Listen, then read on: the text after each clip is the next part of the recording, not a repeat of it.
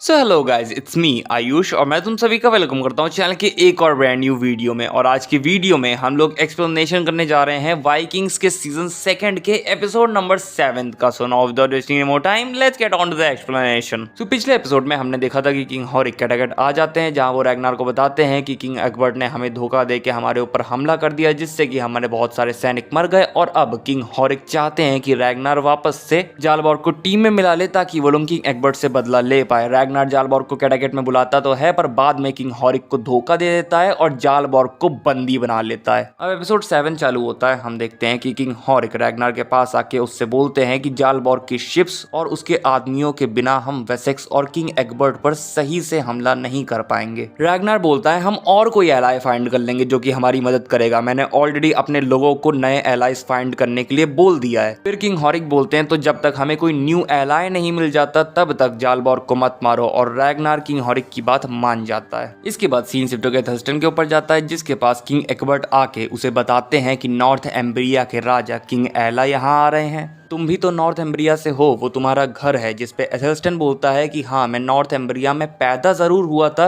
पर मैं उसे अपना घर नहीं कह सकता। मैं किसी भी जगह को अपना घर नहीं कह सकता। जिसपे किंग एग्बर्ट जवाब देते हैं कि मेरी उम्मीद रहेगी कि तुम एक दिन वेसेक्स को अपना घर बोल पाओ। इसके बाद सीन शिफ्ट होता है और हम देखते हैं कि किंग एला अपने पूरे परिवार के साथ वेसेक्स आ जाते हैं। और वो वेसेक्स इसलिए आए हैं ताकि वो किंग एग्बर्ट के साथ मिलके वाइकिंग्स को रोकने और हराने के लिए प्लान वगैरह बना सके। इसके बाद सीन शिफ्ट होकर कैटागेट जाता है, जहां रैग्नार वही ढोंगी बाबा के पास आके उनसे पूछ रहा होता है कि एथेल्स्टन कहाँ है, वो नर्क में है या वैलहैला में। जिसपे ढोंगी बाबा बताते हैं कि वो इन दोनों में से ही किसी भी जगह में नहीं है, वो बाहर किसी राजा वगैरह के पास में है। जिसे सुन के रैग्नार समझ जाता है कि एथेल्स्टन अभी भी जिंदा है और वो किंग एग्बर्ट के पास में है। इसके बाद सीन शिफ्ट होकर फ्लॉकी के ऊपर जाता है, जिसके पास हेल्गा आके उसे बताती है कि वो प्रेग्नेंट है, फ्लॉकी बाप बनने वाला है। पर फ्लॉकी इस बात को सुन के खुश नहीं होता, क्योंकि उसे ऐसा लग रहा होता है कि वो एक अच्छा फादर नहीं बन पाएगा। जिसपे हेल्गा उसे समझाती है कि तुम एक अच्छे इंसान हो, जिसकी वजह से मुझे मालूम है कि तुम एक अच्छे फादर भी बनोगे। हेल्गा की ये सारी बातें सुन के फ्लॉकी काफी खुश हो जाता है। जिसके बाद वो ये डिसाइड करता है कि वो हेल्गा से शादी करेगा।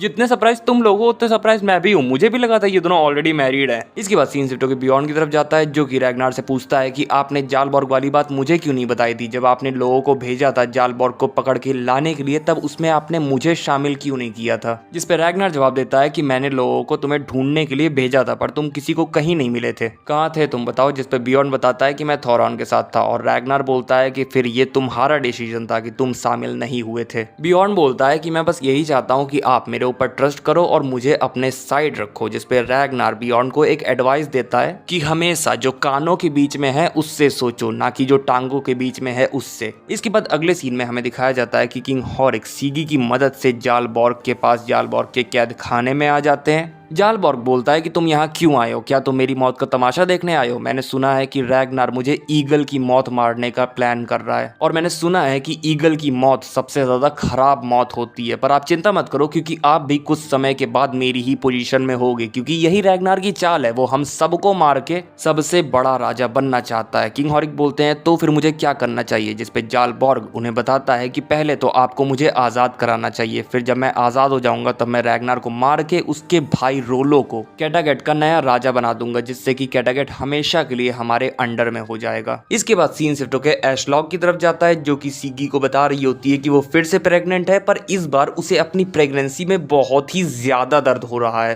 पिछली बार उसे इतना ज्यादा दर्द नहीं हुआ था, पर इस बार उसे बहुत ज्यादा दर्द हो रहा है, जिसकी वजह से उसे ऐसा लग रहा है कि इस बार वो एक मॉन्स्टर को जन्म देने वाली है। इसके बाद हमें शाम का सीन दिखाया जाता है, जहां वाइकिंग्स आपस में ही लड़ाई कर लोगों का मनोरंजन कर रहे होते हैं। वहां रोलो रैग्नार से पूछता है कि आखिर तुम कब तक जालबॉर्ग को जिंदा रखोगे। और रैग्नार बताता है कि मैंने किंग हॉरिक से प्रॉमिस किया है कि जब तक हमारे साथ कोई दूसरा राजा वेसेक्स चलने को तैयार नहीं हो जाता, तब तक मैं जालबॉर्ग को नहीं मारूंगा। इसके बाद रैग्नार वहां एक कोने से सभी लोगों को देखने लगता है। फिर हमें बियॉन्ड दिखाया जाता है, जो कि थॉर्न से बातचीत करके उसके मन की बातें जानने की कोशिश कर रहा होता है, कि लाइक उसे अपनी जिंदगी में क्या चाहिए, वो क्या हासिल करना चाहती है, वगैरह वगैरह की चीजें। पर थॉर्न बियॉन्ड से स्टिल अपनी डिस्टेंस बनाना जारी रखती है। इसके बाद सीन शिफ्ट होकर वेसेक्स जाता है, जहाँ किंग एग्बर्ट एला से बोल रहे होते हैं कि अगर रैग्नार लॉथब्रुक ने हमारी कंट्रीज पर अटैक किया तो हम साथ में मिल के अपनी कंट्रीज को डिफेंड करेंगे। यानी कि अगर मेरी कंट्री पे अटैक किया तो आप मेरी हेल्प करने आओगे, और अगर आपकी कंट्री पे अटैक किया तो मैं आपकी मदद करने आऊंगा। किंग एग्बर्ट की बात सुन किंग एला बोलते हैं कि मुझे मालूम है कि आपके मन में क्या चल रहा है। वेसेक्स की गद्दी आपके लिए काफी नहीं है, आपको इस पूरे इंग्लैंड पे राज करना है, और इसीलिए अभी आप किंगडम ऑफ मर्सिया पे अटैक करके उसे जीतने का प्लान कर रहे हो। किंग एग्बर्ट फिर किंग एला से बोलते हैं कि अरे यार, आप तो जानते ही हो कि मर्सिया के क्या हालात हैं। वहां के राजा के मरने के बाद कंट्री पूरी डिवाइड हो गई है, बहनें अपने भाइयों को मार रही हैं, सभी लोग थ्रोन के पीछे पड़े हुए हैं, सभी लोग वहां की गद्दी को हासिल करना चाहते हैं, और अगर ऐसा ही चलता रहा तो ये हमारी कंट्रीज के लिए सही नहीं होगा, जिसकी वजह से मैं चाहता हूं कि हम दोनों एक साथ हो जाएं, और अगर हम लोग एक साथ हो जाते हैं तो हम मर्सिया पे अटैक कर उसे जीत कर आपस में डिवाइड कर लेंगे, साथ ही साथ इन वाइकिंग्स को भी हरा देंगे। किंग एला बोलते हैं कि तुम्हारी बात तो सही है, पर मैं तुम्हारा भरोसा कैसे करूं कि मर्सिया को जीतने के बाद तुम मेरे ऊपर अटैक नहीं करोगे, मुझे धोखा नहीं दे दोगे। इसके बाद फिर किंग एला का भरोसा जीतने के लिए किंग एग्बर्ट अपने बेटे एथेलवुल्फ की शादी किंग एला की बेटी जूडिथ से करवाने का फैसला करते हैं, मतलब प्रपोजल रखते हैं, और अपनी बेटी की शादी का प्रस्ताव सुन किंग एला भी खुश हो जाते हैं और किंग एग्बर्ट के साथ मिल जाते हैं, हाँ बोल देते हैं। इसके बाद फाइनली वो समय आ जाता है जब एथेलवुल्फ और जूडिथ की शादी होने लगती है। दूसरी तरफ कैटागेट में हेल्गा और फ्लॉकी की भी शादी हो रही होती है। फ्लॉकी ने अपनी शादी में अपने सारे दोस्तों को बुलाया होता है, किंग हॉरिक तक को बुलाया होता है, पर वो रैगनार को नहीं बुलाता, उसने रैगनार को नहीं बुलाया होता है, जिसकी वजह से किंग हॉरिक को ऐसा लगने लगता है कि शायद फ्लॉकी रैगनार से लॉयल नहीं है। इसके बाद सीन शिफ्ट होकर नेक्स्ट डे की तरफ जाता है, जहां दो सिपाही, दो सैनिक रैगनार से मिलने आते हैं और उसे बताते हैं कि उनके राजा इंगस्टेड रैगनार के एलाय बनना चाहेंगे, उसके साथ वेसेक्स जाना चाहेंगे। रैगनार बोलता है कि मैंने किंग इंगस्टेड के बारे में आज से पहले तो कभी नहीं सुना, कहाँ है ये, क्या तुम्हारे साथ आए हैं? और वो सैनिक बताता है कि नहीं, किंग इंगस्टेड हमारे साथ नहीं आए हैं क्योंकि वो अपना टाइम नहीं वेस्ट करना चाहते थे। अगर वो यहाँ पे आ जाते और मालूम पड़ता कि तुम ऑलरेडी कोई एलाय ढूंढ चुके हो, तुम्हें ऑलरेडी कोई एलाय मिल चुका है, तब फालतू में उनका टाइम बर्बाद हो जाता है। जिसपे रैगनार बोलता है कि फिर मैं उनसे मिलना चाहूंगा। इसके बाद सीन शिफ्ट होकर किंग हॉरिक की तरफ जाता है, जो कि फ्लॉकी से बोलते हैं कि क्या तुम सच्ची में मेरी मदद करोगे जालबॉर्ग को आजाद कराने में? और फ्लॉकी जवाब देता है कि हाँ करूंगा। इसके बाद किंग हॉरिक जालबॉर्ग के पास जाते हैं, जहां जालबॉर्ग किंग हॉरिक से पूछता है तो तुमने क्या डिसाइड किया है? जिसपे किंग हॉरिक जालबॉर्ग को बताते हैं कि यहाँ पे और भी काफी सारे लोग हैं जो कि रैगनार से गुस्सा हैं, जो कि मेरी मदद करेंगे तुम्हें छुड़ाने में, और जब मैं तुम्हें छुड़ा लूंगा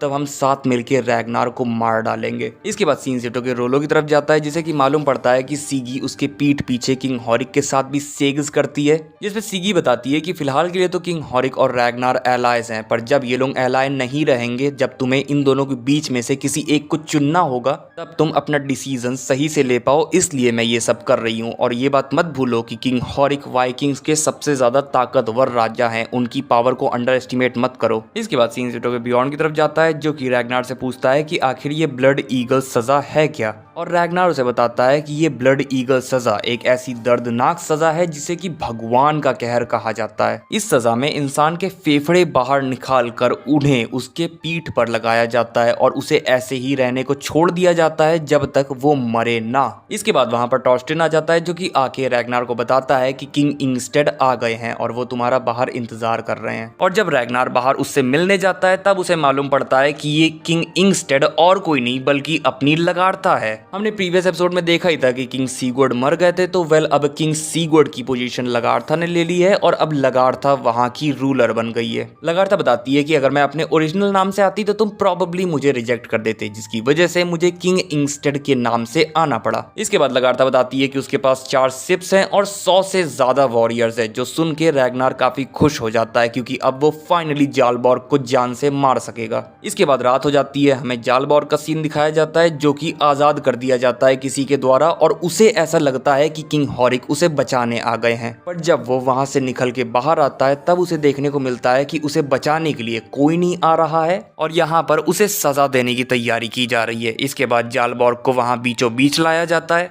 और रैगनार एक चाकू का इस्तेमाल करके जालबॉर्ग का शरीर फाड़ना चालू करता है। यहाँ पर हम जालबॉर्ग की वाइफ को भी देख पाते हैं, जिसके साथ फॉर्चुनेटली इन लोगों ने कुछ नहीं किया होता है। जालबॉर्ग की वाइफ को ये लोग प्रॉबेबली सही से रख रहे हैं। इसके बाद रैगनार जालबॉर्ग के शरीर के अंदर से उसके फेफड़े निकाल के उसके पीठ पे लगा देता है और उसे वहीं मरने के लिए छोड़ देता है, और इसी के साथ ये एपिसोड यहीं पर खत्म हो जाता है। सो गाइस, बस यही था वीडियो। अगर वीडियो अच्छा लगा हो तो लाइक कर देना, चैनल पे नए आए हो तो सब्सक्राइब करके बेल आइकन दबा देना। मैं मिलूंगा तुम लोगों से नेक्स्ट वीडियो में, तब तक के लिए बाय बाय, टाटा।